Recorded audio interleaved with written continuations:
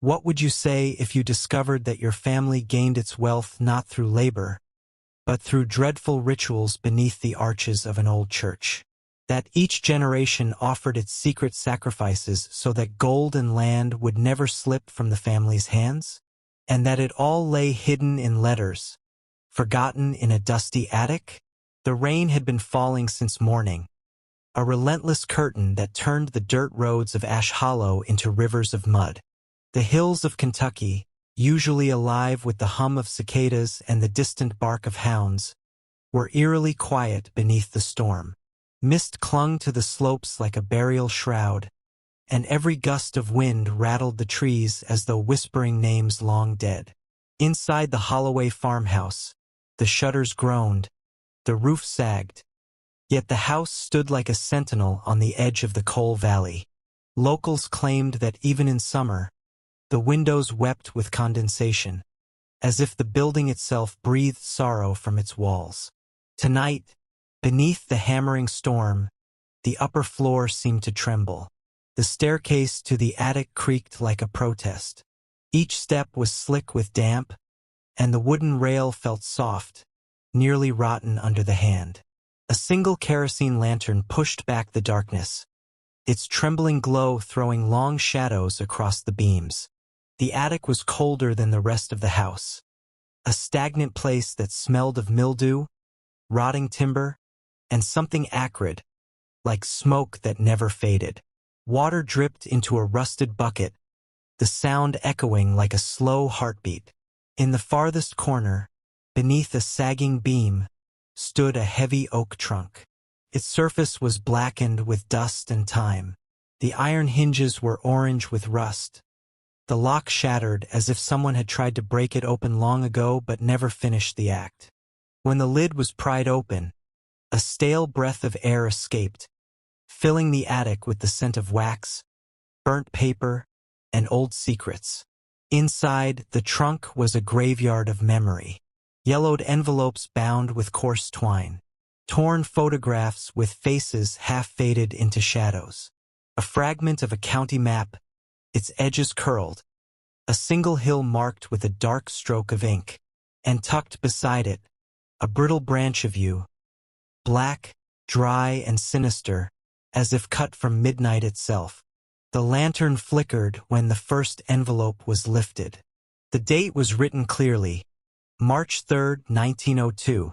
The handwriting was unmistakable, small, deliberate, and strong. Elsie Holloway's hand. She had been young then, and whatever she wrote, she had chosen to hide rather than share. The parchment crackled like autumn leaves as it unfolded.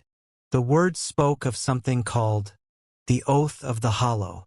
Even reading the phrase aloud in silence made the chest tighten. She described whispers that had spread through Ash Hollow at the turn of the century. Families who gathered at night beneath the hill behind St. Bartholomew's Church.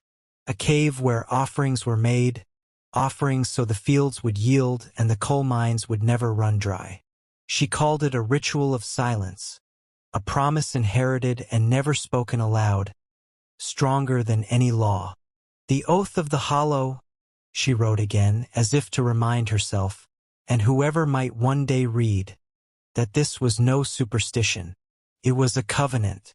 Beneath the stack of letters lay another envelope, thicker, sealed with wax. The lantern flame leaned toward it, as though drawn. The seal was cracked with age, but the symbol upon it was clear.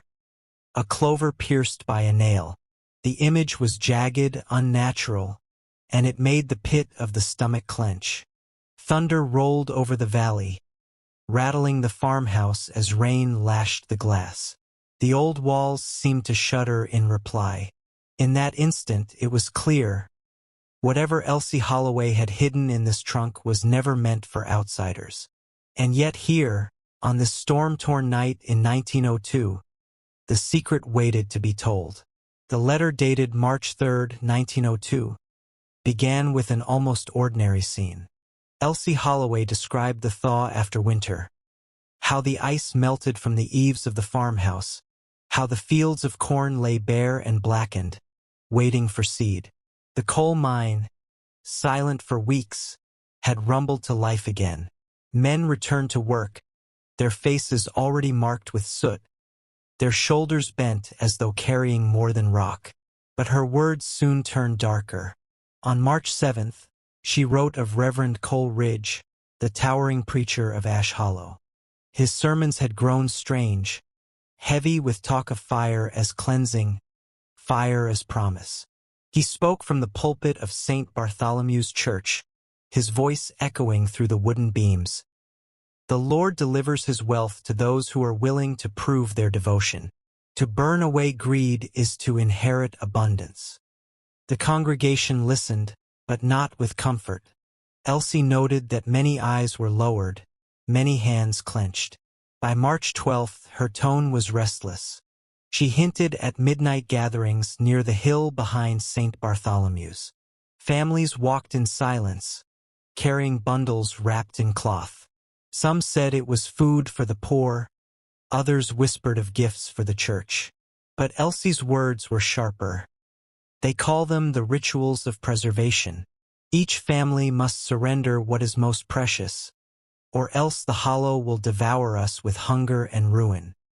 She described how her brother, Thomas Holloway, had begun to speak less at supper, his eyes fixed on the lantern flame. When she pressed him, he muttered that the Reverend promised protection, that Ash Hollow would never know famine if the families remained faithful. Elsie's writing grew frantic here. It is not faith that they ask, but silence.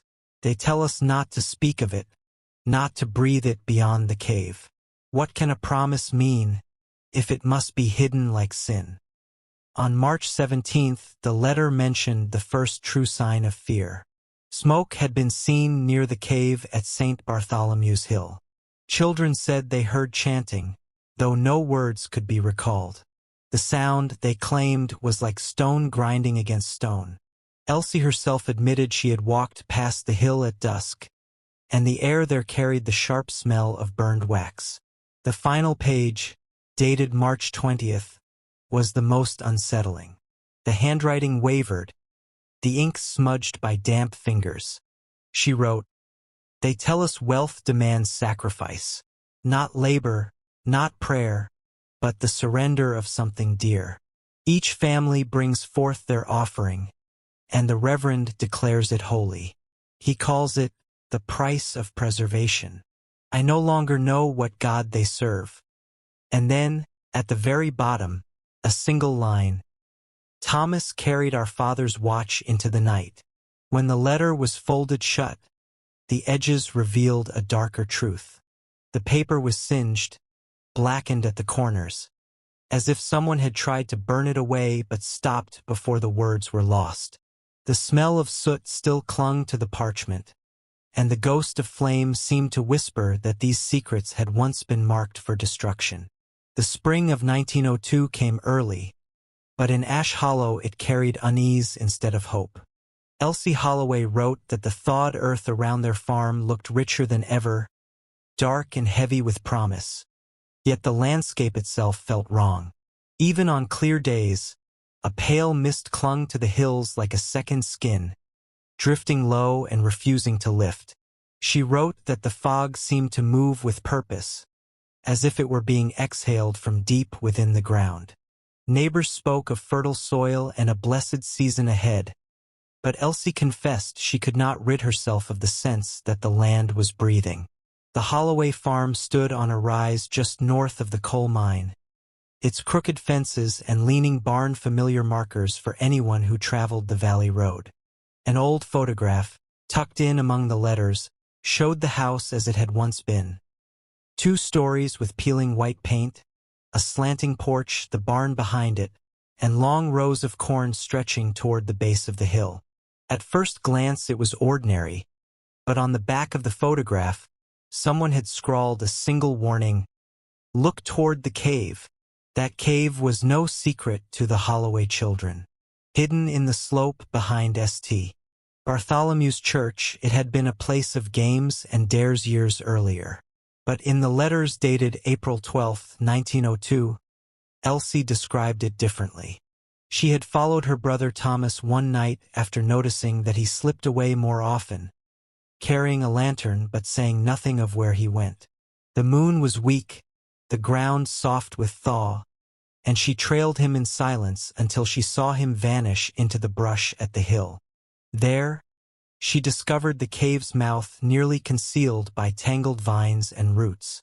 Before it stood a freshly cut stump, its surface carved with the strange emblem she had already glimpsed in earlier letters. A clover pierced by a nail. Elsie admitted she touched the mark. The stump was sticky with sap, but to her fingers it felt cold, colder than stone, as if life had already been drained from it. Thomas returned hours later with a small sack tied tight. When Elsie confronted him, he said little, only that the bag contained candles for prayer. She insisted on seeing them. Inside were thick, black candles, their wax glossy and strange, smelling not of beeswax but of resin and coal smoke. Thomas's eyes caught the lantern light when he spoke. They glittered with something she did not recognize, part fear, part devotion, part secrecy. After that night, the farm itself seemed to change. Elsie wrote that she heard footsteps in the barn when no one was inside. 3 times she found chalk marks on the doors of the shed, crosses and circles drawn in quick, clumsy strokes. She woke one dawn to find a single black feather lying on the threshold of the house, though no birds had roosted there. On the evening of April 12th, she tried to continue her letter, but the weather itself conspired against her. The wind howled across the fields, rattling the shutters until they nearly tore free. She wrote that in the roar of the wind she thought she heard voices, faint, overlapping, like whispers carried on the storm. She dipped her pen again, and her final line was abrupt, almost broken. I can no longer look at that hill without trembling. It feels as though it calls to us. Elsie's letter, dated May 1st, 1902, began with the account of a Sunday service at St. Bartholomew's Church. The church was crowded. Miners with their wives, children clutching hands, old men leaning on canes. The air was thick with the scent of wet timber and the smoke of candles. From the pulpit rose Reverend Coleridge, a tall, gaunt figure with a pale face and eyes that burned with fervor. Elsie wrote that his voice thundered over the congregation, drowning out the rain hammering the roof. He spoke of poverty, of hunger, of the mine yielding too little and the soil refusing harvest. Again and again, he returned to one refrain. We must not allow Ash Hollow to fall into ruin. Fire will purify. Only fire makes us holy. Some nodded in agreement, others lowered their gaze. Elsie noticed men posted at the doors, watching those who might leave early. Attendance had become less an act of devotion and more a demand. Folded inside the letter was a clipping from the Ash Hollow Chronicle. Its headline read, Word of the Shepherd, Sacrifice as the Path to Prosperity. The article described Ridge's sermon and hinted that offerings were to be given not only in prayers, but in gold and in land. One cautious line stood out. Some parishioners believe that the blessing of the town requires material proof of faith. Rumors spread quickly. Families whispered that the Reverend accepted gifts in secret at night. Money, deeds, pieces of land. The McDermott family, Elsie wrote, had willingly surrendered part of their pasture in the name of God. But in her words there was fear. They give because they are afraid, and he accepts because he knows we cannot refuse. At the very end, Elsie mentioned Thomas. She wrote only one chilling note. He returned from the hill late at night. His palms were gray with ash. The line ended abruptly. The ink had blurred, as though water or perhaps a tear had fallen on the page. The summer of 1902 descended upon Ash Hollow with a heat so merciless that even the oldest farmers swore they had never known its like. Elsie Holloway described the ground as splitting into jagged cracks, the soil curling back like dry parchment. Each afternoon, the valley shimmered beneath waves of heat, and the air carried a smell of scorched grass and dust. The once green cornfields dulled to a grayish yellow, their leaves brittle enough to crumble at a touch.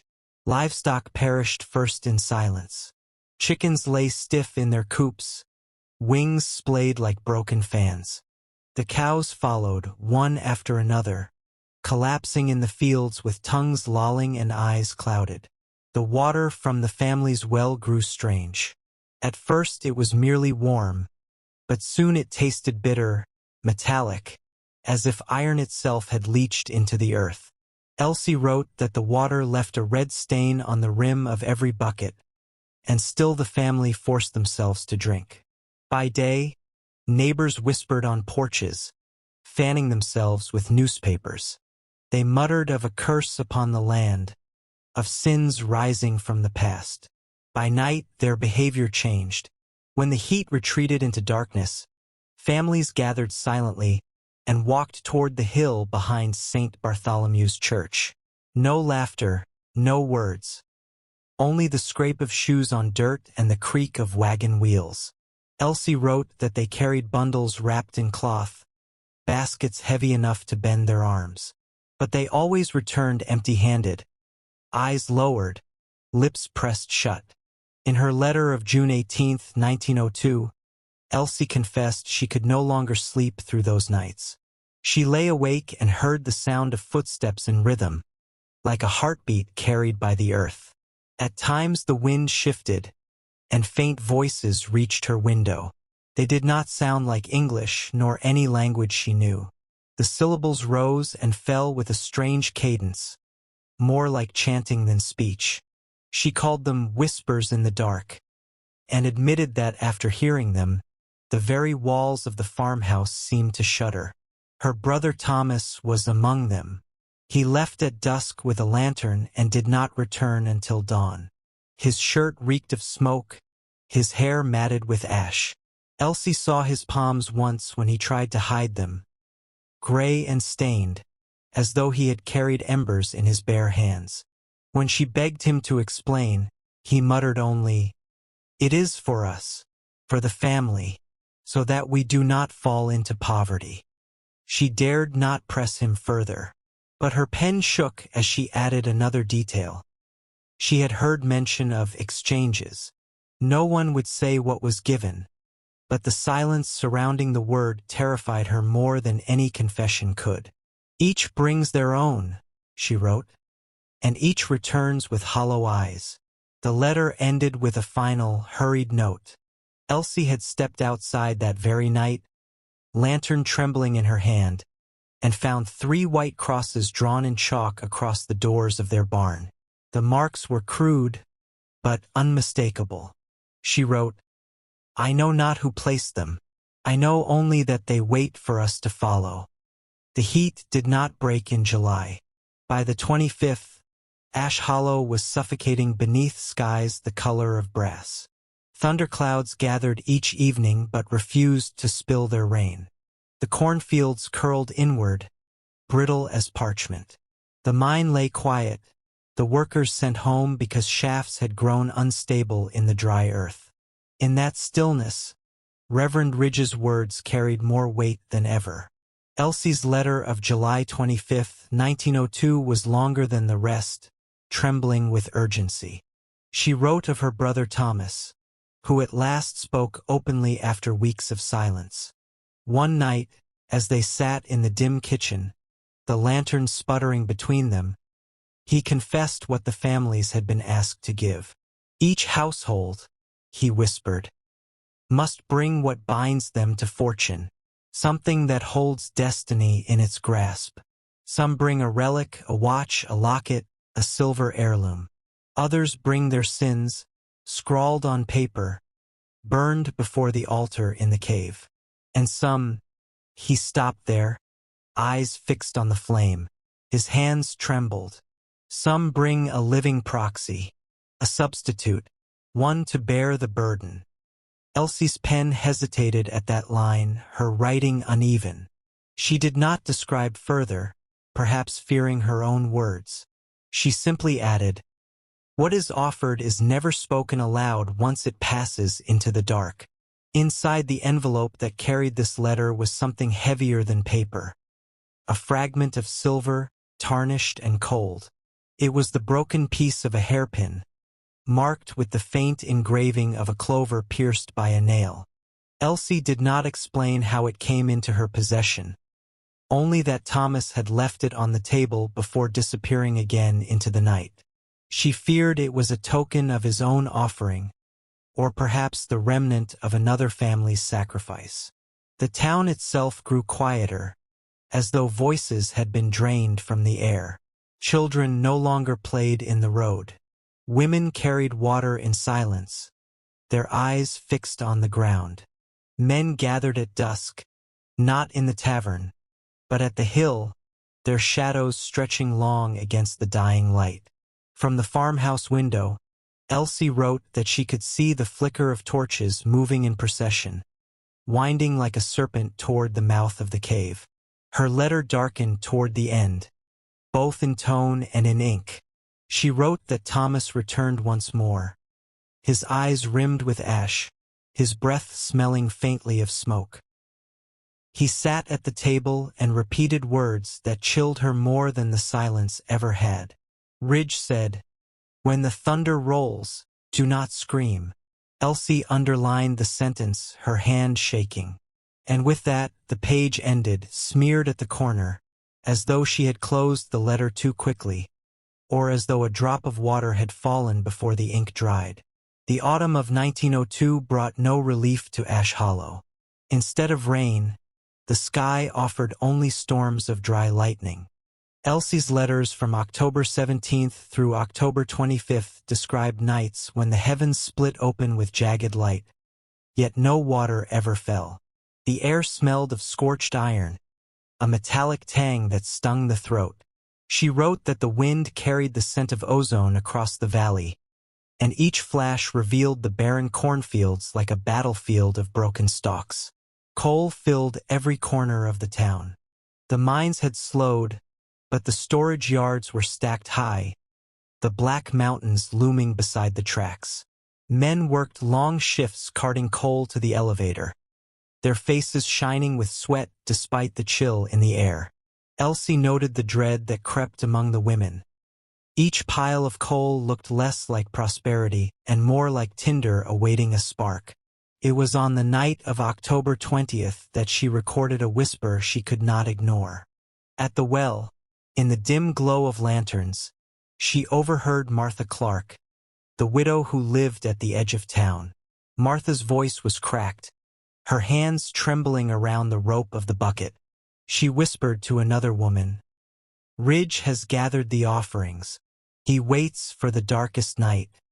Elsie underlined the sentence when she copied it into her letter. She admitted that her stomach turned at the thought. The Reverend's words had always carried weight, but now it seemed he commanded more than sermons.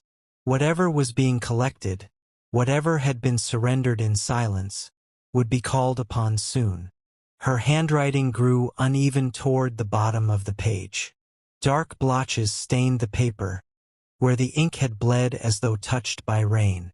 She apologized for the smears, yet the marks felt ominous, as if the storm itself had reached inside her room to wash the words away. On October 25th, the storm grew fierce. Elsie described the sky as a net of fire, veins of lightning stretching from horizon to horizon. Thunder rolled without pause, shaking the timbers of the farmhouse. The Holloway barn rattled as though struck by invisible hands. She wrote that Thomas stood at the window, his palms pressed against the glass, whispering words she could not hear. Then came the moment she feared most. Out beyond the ridge, where the coal yards bordered the railway, a single elevator glowed red in the darkness. At first it looked like the reflection of lightning, but then the light grew steady, hungry. The coal within had caught flame. Elsie ended her letter with one final, clipped line. "The first spark has come." The fire began with a single spark, but by the night of October 28, 1902, Ash Hollow was an inferno. Elsie's letter trembled with panic. Her ink blotched as if her hand shook too violently to guide the pen. She wrote that the flames spread from the coal elevator like a beast loosed from chains. Sparks leapt across the yards, igniting piles of timber, then houses. The wind carried burning cinders into the heart of town. The church bells rang furiously, their iron tongues striking without rhythm. The sound was not a call to worship but a warning, a frantic clamor that split the night. Elsie described the sky as blood orange, the horizon a jagged line of fire. Smoke rolled across the streets, choking every breath. She wrote that the very air seemed to roar, as though the town itself had found a voice. Panic consumed the people.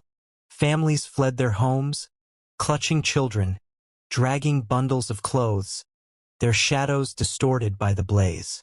Yet not all ran for safety. Elsie swore she saw groups turning away from the river road, climbing instead towards St. Bartholomew's Hill.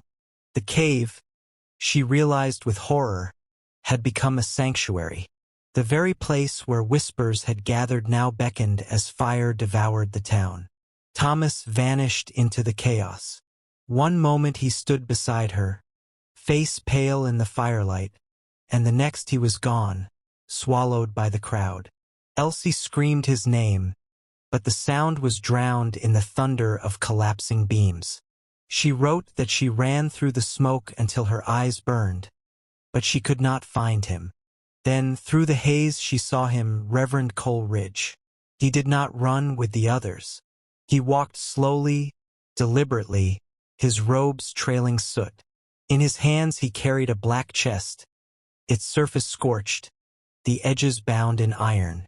Elsie described its weight, the way he bent beneath it yet refused to drop it. She wrote, "He carried it toward the hill, toward the hollow." Inside the envelope that preserved this letter was a charred fragment of parchment. The paper was brittle, its edges eaten by flame. Yet the mark was still visible, the clover pierced by a nail, the same emblem carved on stumps and sealed in wax. Its lines were darker than ash, as though the fire itself could not erase them. Her letter ended with one final, staggering sentence. The ink smeared across the page, her hand barely steady enough to write. The hollow answered with a growl. The fire did not end in triumph but in silence. On the morning of October 29, 1902, Ash Hollow lay beneath a sky the color of smoke. The air was acrid, every breath filled with the taste of cinders. Elsie wrote that the streets were coated in ash so fine it clung to boots and blackened hems. The houses that remained upright leaned like skeletons, their beams charred to brittle bones. The mine's carts sat abandoned on the tracks, their wheels rusting in soot. Each day began with the tolling of the church bell, no longer a warning, but a dirge. Lists of the missing were read aloud at the square. Names spoken into the morning air vanished into silence, leaving families to clutch one another and weep. Elsie copied some of the names into her letter, her hand trembling. McDermott, Clark, Holloway. Among them were cousins she remembered playing with as a child. Their absence felt heavier than the ruins themselves. From October 31st onward, the valley carried a different kind of hush. The wind was weak, and the smoke hung low, pressing down on roofs and trees. The surviving families worked with shovels, clearing rubble, yet no one spoke above a whisper. Elsie wrote that conversations faltered at the mention of Reverend Ridge or the cave, as though the fire had seared away not only homes but the courage to speak truth. It was Martha Clark, her voice hoarse with grief, who broke the silence. On the path by the well, she whispered to Elsie that the fire had not been chance. She claimed the cave had swallowed what was offered, and that the offerings had called for repayment. The symbols were carved before the fire, she said, on the graves themselves. You'll see them if you look. Elsie followed her words to Crossford Cemetery, the oldest graveyard on the hill. There she found tombstones freshly scarred, though the dates upon them stretched back decades. The stones bore strange marks, rough holes cut into the rock, uneven and jagged, as if a nail had been driven straight through the stone itself. The clover emblem appeared faintly, scratched into the surface, its lines unfinished yet undeniable. Inside her letter, Elsie enclosed a small photograph, blurry, taken in haste. It showed the crooked rows of gravestones at Crossford Cemetery. If one looked closely, several stones bore the same pitted holes, shadows in the rock that looked less like weathering and more like wounds. Her words grew quieter toward the end of the page, as though she wrote by candlelight in fear of being overheard. "I have hidden these letters from Mother," she confessed. "Someday you will read them. Someday you must." The ink trailed off there, the last line blurred by a drop of water, or perhaps a tear that had fallen before the words were sealed away. The final letter carried no date at the top, only the word November written in Elsie's hand. By then, the ashes had cooled, but the valley had not healed. The Holloway farmhouse stood blackened. The barn collapsed into a heap of charred timbers. Smoke still rose in faint threads from the coal yards, though weeks had passed since the blaze. I carried the letter with me when I went to Crossford Cemetery. The sky was painfully clear, a pale blue that stretched without end. Yet the silence pressed heavier than any storm. Rows of gravestones leaned like weary sentinels, their surfaces pitted and scarred. I traced my hand across the names: Holloway, Clark, McDermott, and felt the chill of the stone beneath my palm. Then I saw them, the marks Elsie had written of. Rough holes cut into the granite, uneven and jagged, as if iron nails had pierced through the rock. Some stones bore the faint outline of a clover scratched beside the wounds, the emblem incomplete but unmistakable. I realized that the symbols were not only warnings, they were records, carved into stone long before the fire consumed the town. The last letter lay folded in my coat. On its front, Elsie's words trembled with exhaustion, but on the back, hidden in faint pencil, she had left something more. A set of rough coordinates, drawn with shaking hands, pointed toward the cave behind St. Bartholomew's Hill. And beneath them a single line: "Wealth is not coins. It is those who vanish so that others may remain." I stood there for a long time, the letter heavy in my grasp. The cemetery stretched around me, a field of stone riddled with secrets. The air was still, yet somewhere beneath it all, I thought I heard a low rumble. Thunder. I looked up, but the sky remained cloudless, the sun blazing down. The sound had no source, no storm on the horizon. It was the earth itself groaning, as if the hollow had drawn one more breath. When I turned back, my eyes fell on a single grave, one freshly marked with a sprig of yew, its black needles stark against the pale stone. No hand had placed it while I stood there. It simply was, as though it had grown from the grave itself. I stepped back, heart hammering, the letter pressed to my chest. The camera of memory pulled away, the graves shrinking, the valley spreading wide, the hills shrouding their secret. The voice of Elsie's last words echoed in my mind as the world faded to silence. Some fires never die. They just learn to breathe.